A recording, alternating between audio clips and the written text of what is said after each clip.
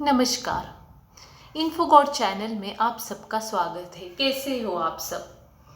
मैं आशा करती हूँ आप सब स्वस्थ होंगे और जहाँ पे भी होंगे हैप्पी होंगे और मैं इन्फोगॉड के वीडियोस देख रहे होंगे। तो अभी इस वीडियो के बारे में आपको पता चला होगा कि ये वीडियो किस पर आधारित है।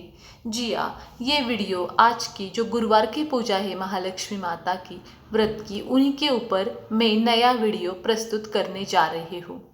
मैंने पहले भी कुछ जानकारी व्रत की विधि डाली हुई है। आई होप कि आपने वो देखी होगी, नहीं देखी हो तो देख लेना।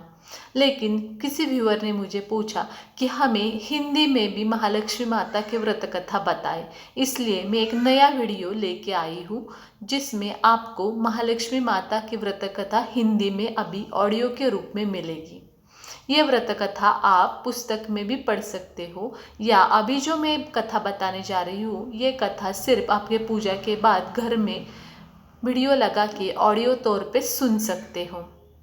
और मैंने आरती का भी वीडियो डाला हुआ है, उसकी भी लिंक मैं इसी वीडियो के साथ डालूंगी। आप चेक कर लेना कि कौन सी आरती हमें बोलनी चाहिए, करनी चाहिए महालक्ष्मी माता के लिए। वैसे तो कोई भी पर्टिकुलर आरती नहीं है मार्गशीर्ष मास के इस व्रत के लिए।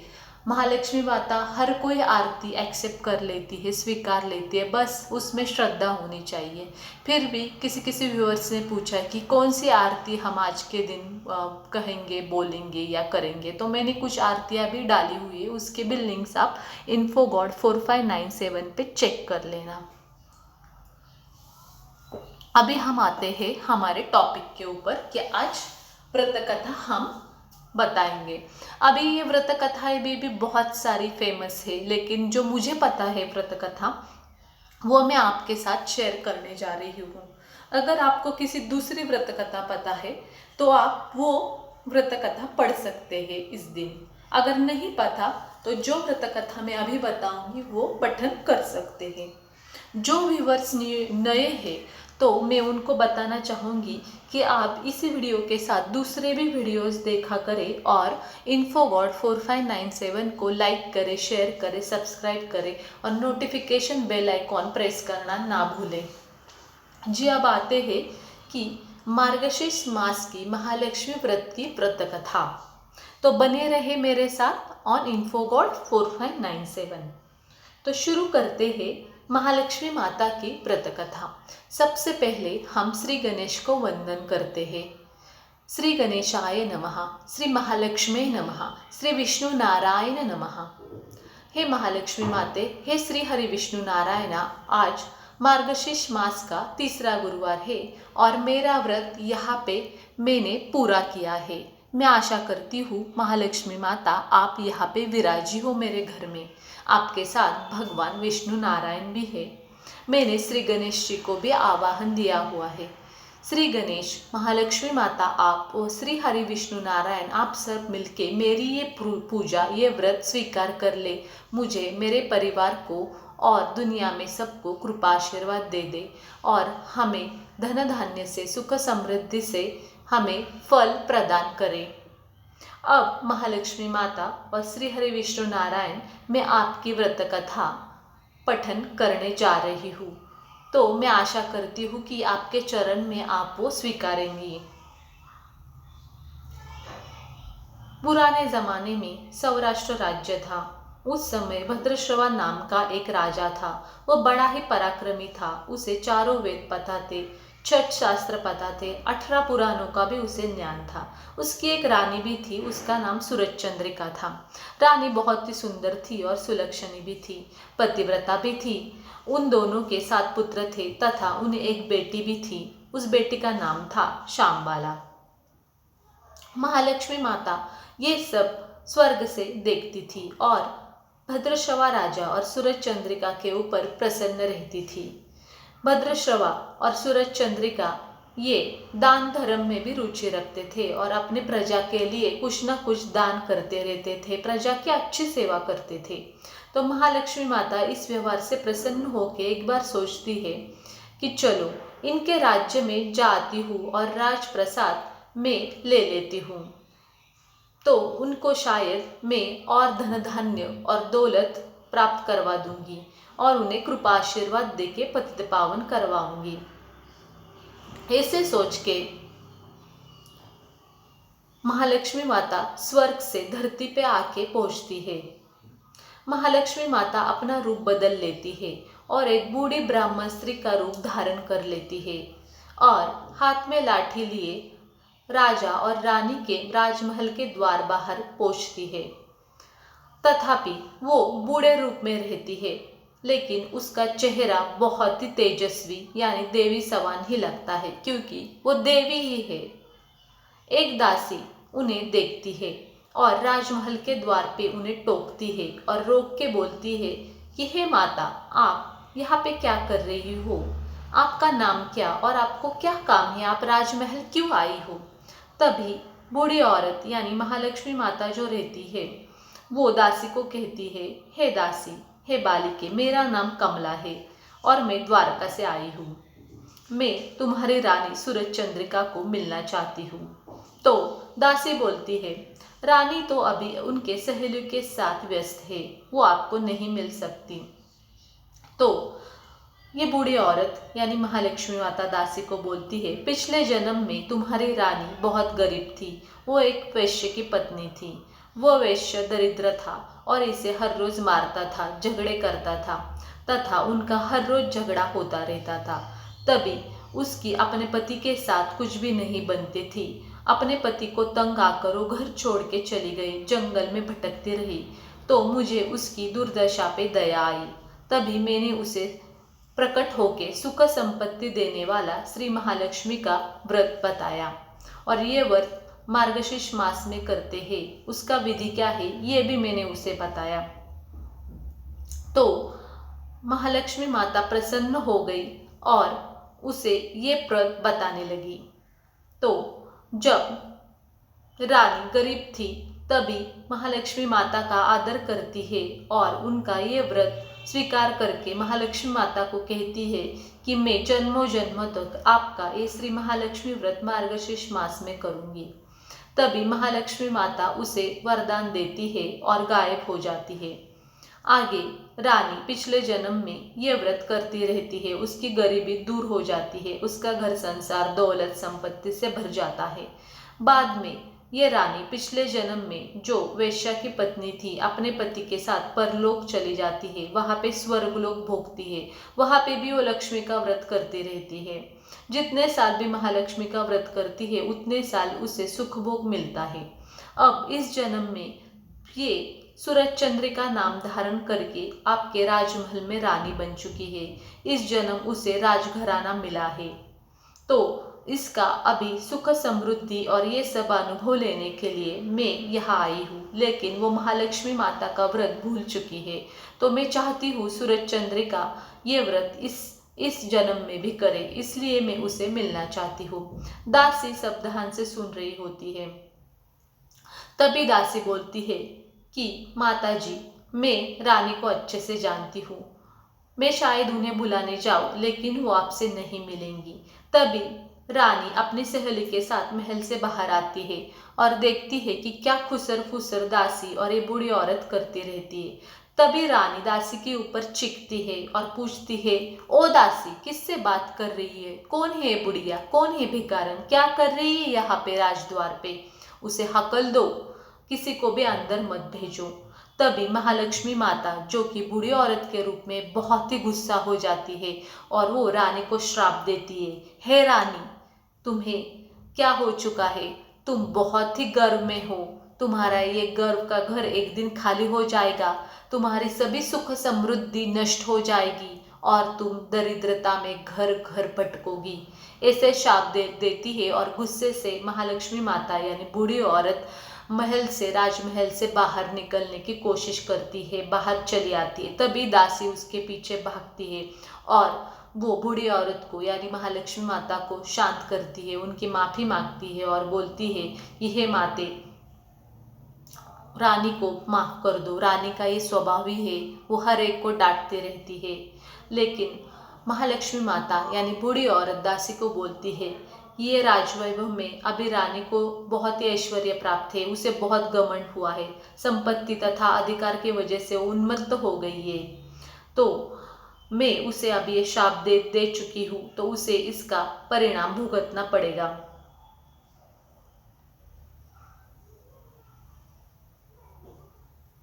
तभी दासी बूढ़ी औरत को बोलती है कि हे माते, आप शांत हो जाइए और कृपया मुझे ये मार्गशीर्ष मास का महालक्ष्मी का व्रत बताएं। तभी ये सभी बातें जो भद्रश्रवा और सूरज चंद्रिका की बेटी रहती है राजकुमारी शांबाला, वो भी सभी महल के ऊपर से सुनती रहती है। तभी वो नीचे आ जाती है और वो भी बूढ़ी माता का यानी महालक्ष्मी माता को माफ़ी मांग के सम्मान करती है। उनके पैर पकड़ के बोलती है कि माँ की तरफ से मैं आपको माफ़ी मांगती हूँ, मेरे माँ को और हमें माफ़ कर दीजिए और मुझे भी ये मार्गशीर्ष मास का महालक्ष्मी का व्रत बताए। तभी महालक्ष्मी माता अपना गुस्सा शांत करती है और दासी को और शांबाला को ये मार्गशीर्ष मास का महालक्ष्मी का व्रत बता देती है। इस व्रत की विधि भी बताती है। महालक्ष्मी माता यानी बूढ़ी औरत शांबाला को और दासी को कहती है कि जिस दिन मार्गशीर्ष मास का पहला गुरुवार रहेगा, उसी दिन से पूरे 4 गुरुवार मार्गशीर्ष मास पूरे होने तक ये महालक्ष्मी का व्रत हमें करना चाहिए। सुबह जल्दी उठना चाहिए, घर साफ करना चाहिए। उसके बाद एक नए वस्त्र पर महालक्ष्मी माता को बिठाना चाहिए। साथ में एक पानी का कलश नारियल के साथ रखे। उन्हें महालक्ष्मी माता को और कलश को हार फूलों से सजाए। उन्हें भोग में कुछ मीठा या दूध शक्कर चढ़ाए और महालक्ष्मी माता को मनोभाव से श्रद्धा भाव से प्रार्थना करें कि हे महालक्ष्मी माता, मुझे कृपा आशीर्वाद दो, मेरे परिवार को कृपा आशीर्वाद दो, हमें निरोगी जीवन दो, सभी कष्ट हर लो और हमें धन संपत्ति से प्रदान करके पतित पावन करो, हमारी हर मनोकामना पूरी करो और ये महालक्ष्मी व्रत हमारा पूरा करवा के लो और कृपा आशीर्वाद दे के प्रसन्न हो जाओ। ऐसे प्रार्थना करें। ऐसा पूरा विधि ये बूढ़ी औरत यानी महालक्ष्मी माता शांबाला को और दासी को बताती है। उसके बाद महालक्ष्मी माता यानी बूढ़ी औरत गायब हो जाती है। यहाँ पे शांबाला और दासी को लगता है कि ये बूढ़ी औरत बहुत ही अद्भुत स्त्री थी, जो कि शायद महालक्ष्मी माता ने ही भेजी हुई थी। तो दासी और शांबाला ये व्रत करने लगती है। दासी की भी गरीबी धीरे धीरे हट जाती है और अच्छे दिन उसे प्राप्त होते हैं। शांबाला भी ये व्रत श्रद्धा भाव से करती है। फल के स्वरूप में महालक्ष्मी माता उसे प्रसन्न होके एक अच्छा राजा का पति दिलाती है। उसे राजवैभव प्राप्त होता है। शांबाला की शादी राजा सिद्धेश्वर राज्य के मालाधर राजा से हो जाती है और शांबाला को अच्छा पति और धन धान्य से संपन्न ऐश्वर्य दौलत ऐसे प्राप्त होती है, राजवैभव प्राप्त होती है। पति के साथ शांबाला अपने ससुराल में आनंद से दिन बिताती है। इधर महालक्ष्मी माता का प्रकोप हो जाता है और फलस्वरूप भद्रश्रवा और सूरत चंद्रिका को कष्ट भुगतने पड़ते हैं। उनका राज्य शत्रु हर लेता है। उनका सभी धन धान्य नष्ट हो जाता है और उन्हें खाने के लाले पड़ जाते हैं। ऐसी हालत में वो दर दर भटकते रहते हैं। उन्हें एक आश्रम में जाके रहना पड़ता है। उनके 7 पुत्र भी किसी वन में चले जाते हैं। इसके बाद भद्रश्रवा और सूरज चंद्रिका बहुत ही कष्ट से और गरीबी से अपना समय बिताते रहते हैं। तभी सूरज चंद्रिका रानी राजा भद्रश्रवा को कहती है, हमारा दामाद इतना बड़ा राजा है, धनवान है, ऐश्वर्यशाली है, उसके पास जाके हो आओ, अपना हाल बताओ, वो जरूर हमें मदद करेगा। भद्रश्रवा को ये बात अच्छी लगती है। वो रवाना हो जाता है मालाधर राज्य के राजा के पास, उसके राज्य में, और जाके वहाँ पे नदी के किनारे बैठता है। तभी दासियाँ पानी भरने के लिए नदी किनारे आती है और वो राजा को पहचानती है। तभी ये दासियाँ शांबाला को दौड़ते हुए जाके बताती है कि रानी साहिबा, आपके पिता आए हैं और उन्होंने फटे हुए वस्त्र पहने हैं। तभी रानी दासी के हाथ से राज परिधान राज वस्त्र भेजती है और बड़े ठाट से और अपने अपने पिता का स्वागत करती है, आदर सत्कार करती है, खान पान करवाती है। मालाधर राजा भी अपने ससुर का अच्छे से स्वागत करता है और अपने राज्य में उन्हें मान सम्मान देता है और अच्छा ख्याल रखता है। लौटते वक्त मालाधर राजा और श्यामबाला उन्हें भेंट वस्तु के तौर में सोनों की मोहरों से भरा हुआ एक घड़ा देते हैं। राजा भद्रश्रवा जब वापस लौटता है तभी वो सोने का भरा हुआ घड़ा, मोहरों से भरा हुआ घड़ा लेके अपने घर यानी आश्रम में आता है। सूरज चंद्रिका रानी बहुत खुश हो जाती है। वो सोनों की मोहरों से भरे हुआ घड़े का मुंह खोलती है और देखती हो तो क्या उसमें सोने के अलावा कोयला ही निकलता है।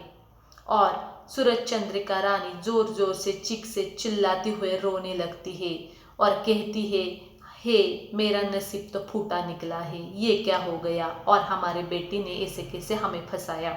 ये तो महालक्ष्मी का प्रकोप से हुआ दुर्दशा और कोयले के रूप में मोहराएं परिवर्तित हो जाती है। तभी भद्रश्रवा राजा सूरज चंद्रिका को शांत करता है और बोलता है, ये सब हमारे कर्म के फल है। महालक्ष्मी माता का हमारे ऊपर प्रकोप हो चुका है। ऐसे ही दुर्दशा में भद्रश्रवा और सूरज चंद्रिका कई दिन बिताते हैं। इस बार सूरज चंद्रिका को लगता है कि अभी खुद को ही मेरे कन्या के पास, बेटी के पास मुझे जाना चाहिए।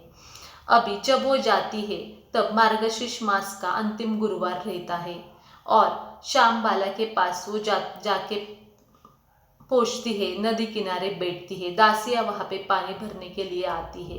वो तो गुरुवार का दिन रहता है। तभी दासियों को श्यामबाला खुद से बोलती है, अरे अरे दासियों, जाओ अपने रानी को बोलो, उनकी माँ आई है, नदी किनारे बैठी है, फटे हुए वस्त्र पहनी है। तभी दासियाँ रानी को जाके ये सब बताती है। तभी श्यामबाला खुद आके माँ को अच्छे वस्त्र पहना के अच्छे से धूमधाम से अपने राजमहल लेके चली जाती है। उस दिन श्यामबाला ने मार्गशीर्ष मास का महालक्ष्मी का व्रत अपने घर पे किया होता रहता है और वो अपने माता को भी बताती है कि आज मार्गशीर्ष मास का गुरुवार का व्रत है महालक्ष्मी माता का और इसकी विधि क्या है और माँ तुम भी ये व्रत कर लो। तभी सूरज चंद्रिका को भी पुरानी बातें और पुराने जन्म के महालक्ष्मी व्रत की याद आती है और वो महालक्ष्मी माता को माफ़ी मांगती है और पूरे विधि व्रत से महालक्ष्मी माता का ये व्रत उस दिन वो करती है। तभी कुछ दिन आनंदी से और शांति से जाते हैं। तभी सूरज चंद्रिका कहती है, अब मैं वापस चली जाती हूँ।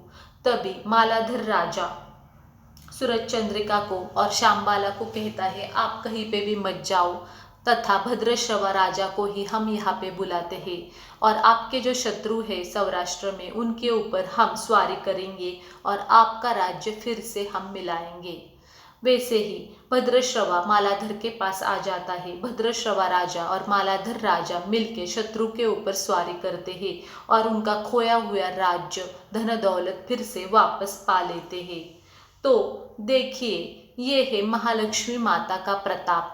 सूरज चंद्रिका रानी महालक्ष्मी माता के शरण में जाती है, मार्गशीर्ष मास में उनका महालक्ष्मी का व्रत करती है तो उनका खोया हुआ राज्य और धन दौलत उन्हें महालक्ष्मी माता प्रसन्न होकर वापस कर देती है।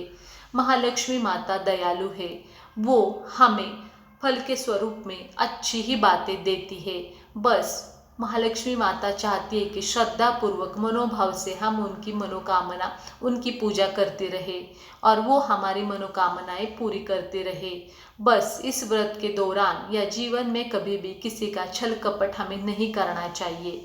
किसी को भी हमें गाली गलौज या गुस्से से नहीं बोलना चाहिए। किसी के साथ बुरा व्यवहार नहीं करें, हमें अच्छा व्यवहार रखना चाहिए। अब भद्रश्रवा और सूरज चंद्रिका रानी के खुशियों के दिन आते हैं तो श्यामबाला सोचती है कि मैं अपने माता पिता के घर, उनके राज्य हो आती हूँ। जब श्यामबाला माता पिता के यहाँ पे रहती है और लौटती है तब वो अपने घर जाते वक्त उनके राज्य का, सौराष्ट्र का नमक लेके आती है घड़े में लेके हुए। तभी जब वो घर वापस आती है तो मालाधर पूछता है, क्या लाया अपने मायके से? तो श्यामबाला कहती है, मैंने लाया है मेरे मायके का सार। तो मालाधर को कुछ समझ में नहीं आता है सार यानी क्या।